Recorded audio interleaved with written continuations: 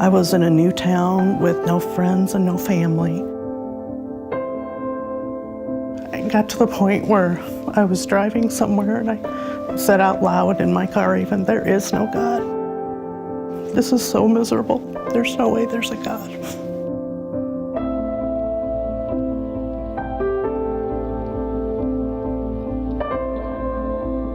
I moved to Carroll about 8 years ago.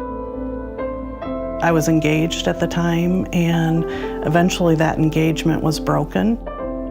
I was raised Christian, and then some situations in my life kind of led me away from God for a while.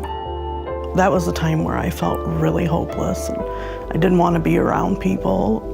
I felt like I was going to be going to work, coming home, and that was my life. At one point, I went to a counselor, and one of the things we discussed was that you need people in your life, and I fought with him and said, "No, you don't. You know, I'm fine sitting in my house by myself. I don't need anybody." One Saturday, I was sitting in the living room reading, and I had my Bible out and was reading some of these verses, and I just prayed and said, "God, I don't know how to do this. You've got to come help me, because I just don't know how to change things." It was about 2 hours later that there was a knock on the door. The reason Carroll first kind of wanted to get into going home to home was we just felt like one of our mission statements as a church was connecting people to Christ, which goes along with that Great Commission very well. So it was taking that into the community. Pastor must have been the one that created a map of Carroll and put it in different segments. We went to a neighborhood just south of the railroad tracks that, you know, I've driven past there before, but I really honestly didn't know anyone that lived over there. We were kind of getting done. We were kind of getting tired. We'd had a lot of people say, "No, no, thank you." And I think we looked across the street and I'm like, "Let's do one more." I opened the door and was this couple and their 4 kids. They said to me, "We're just going door to door, meeting our neighbors, and just wonder if there's anything that we can pray with you about." She kind of peeked out. She didn't even move all the way out the door or anything, so I could tell she was a little intimidated. You know, I thought for a minute and said to them, "No, I don't think so, but thank you."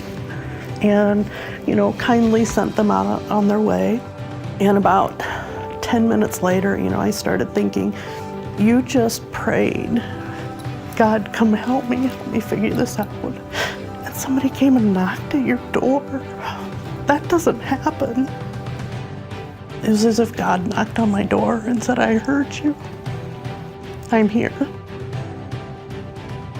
I knew that I needed to get involved with people and get out of my house. So I knew where I needed to go was church. So church is just down this road and over.